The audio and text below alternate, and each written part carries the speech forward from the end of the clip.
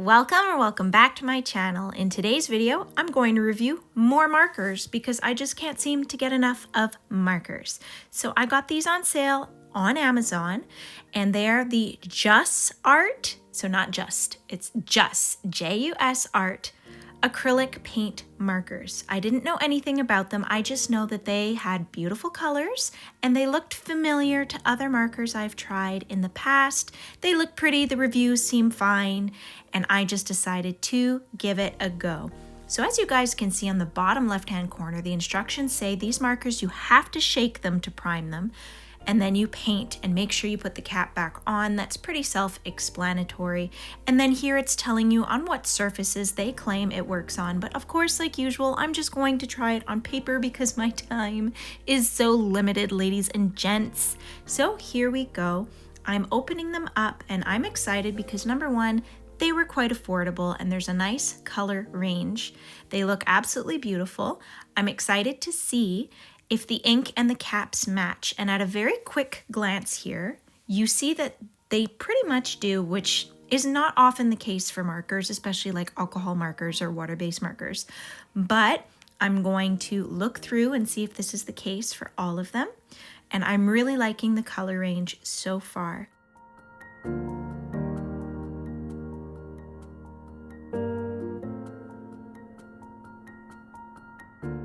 Alrighty, it's time to inspect them. I'm really excited because firstly, there's a gorgeous range of colors, and I really like when you can see the ink inside the barrel like this and in the body of the paint pen. It reminds me a lot of Karen markers. But taking off the cap, I realized these markers look strikingly similar to Sharpie Creative markers, obviously the brush tip variety. I'll link that down below. I've already done a previous video, but I'm excited that there seems to be a burst of acrylic paint pens that are really good and that are giving Posca a run for their money, and they're affordable and they're easy to get. So I'm really hoping at this point that they're going to be as good as the Sharpie Creative markers. And speaking of them, I'm working on a little penguin right now for part of my bird challenge, and I'm using just a few of the Sharpie Creative markers as I'm showing you guys over here. And I absolutely love them. I'll link all the videos that I've used them with so far down below. But for now, I am so excited to give these JusArt markers a try.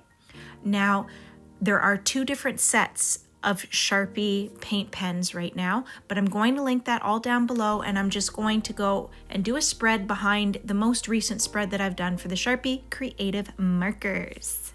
All right, if you're observant, you might notice I have reordered them, and this particular marker here so far is the only one that I've noticed that the ink doesn't really seem to match the cap. But for the rest of them, it seems to be hunky-dory, but we will really find this out once I swatch them. So I'm going to continue to put them into an order that makes my brain happy.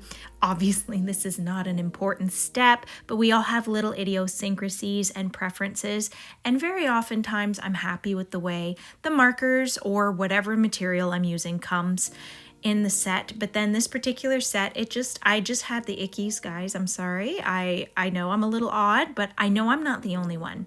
So I'm not like super strict that it has to be in a specific color order and it throws me off, but it definitely distracts me.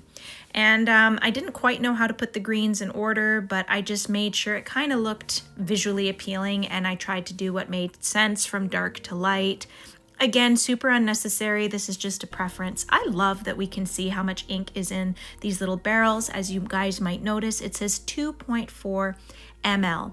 Now, after this, I ended up going to do a little Google, and I'm like, wow, they have more ink than a Posca marker. But guess what? Posca markers actually have more ink than them, but we don't know because we don't see inside the barrel.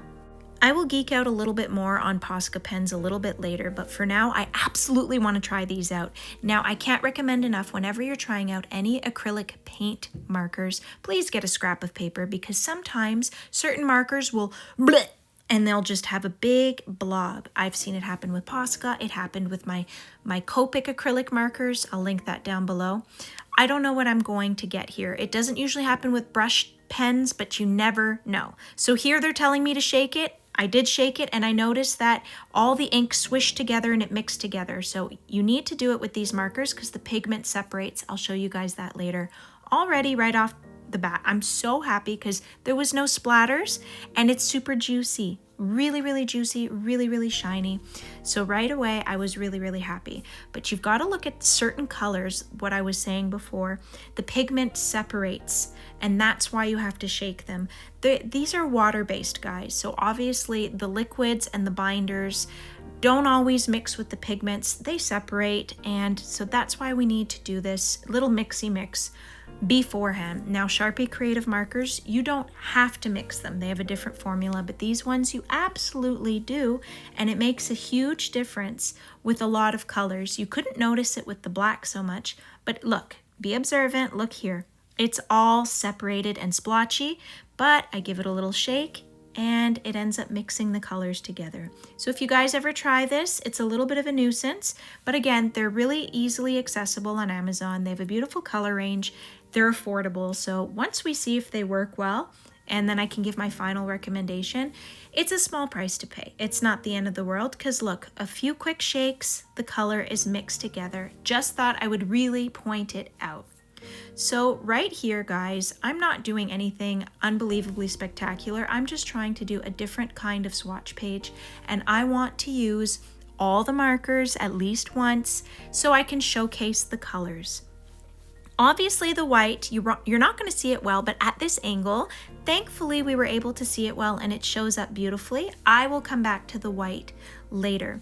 So you guys are going to see me lie down a variation of lines, and I'm going to go back to Posca's because they're the most popular marker out there. If anybody's wondering, Posca markers, they have anywhere from 6.8 to 3.4 ml in their average size marker. Some markers, it all depends on the nib and the size of the marker. Some can go up to 17 mLs, but I'm talking about just the average marker.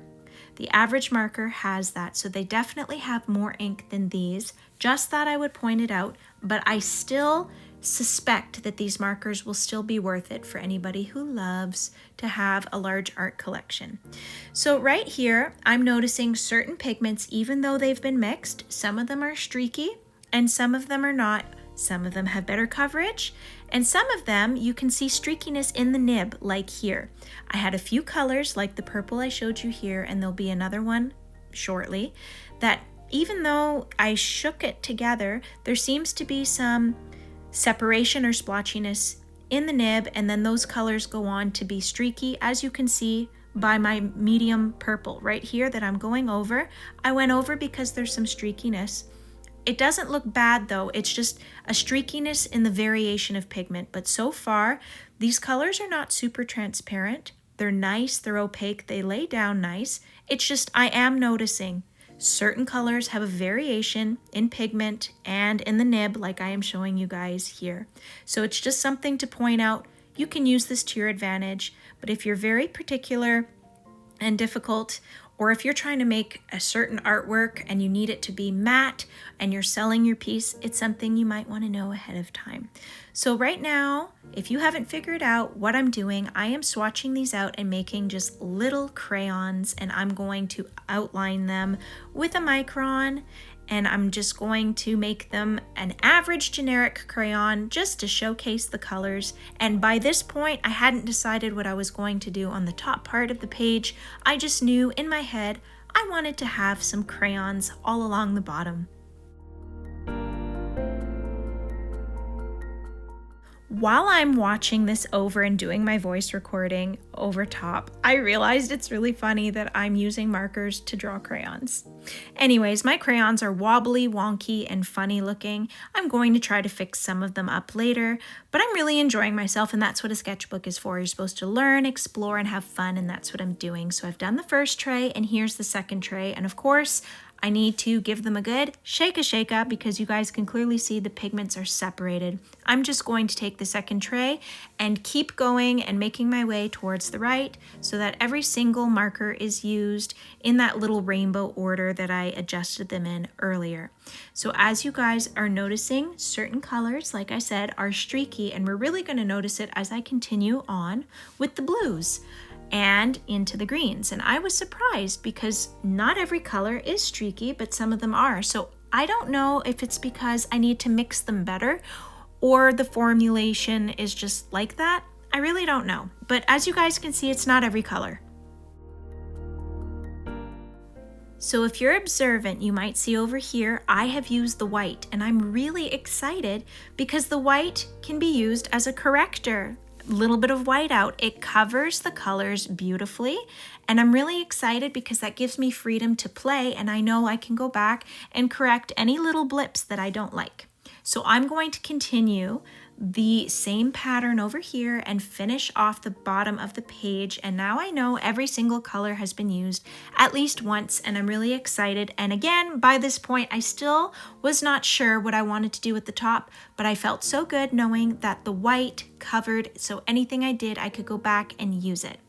So then I decided to take this out. Now with my Sharpie Creative Markers, what I did is I did 2 layers on one side, 1 layer on the other side, and I decided to take a few colors that were similar and do the same pattern here.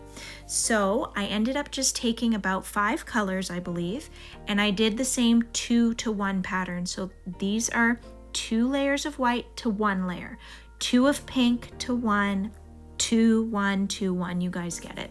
I realized that the teals and the pinks are very similar to the Sharpie Creative Markers. I wouldn't go as far to say that it's the same exact formula, but it was very similar.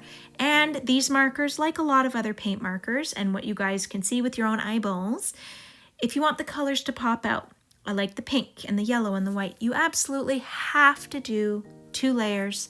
But almost all markers, like I've said before, you have to layer up. It's just the nature of it. So put 1 layer down, let it dry, do the second layer. It makes a world of difference, especially on darker paper, all right?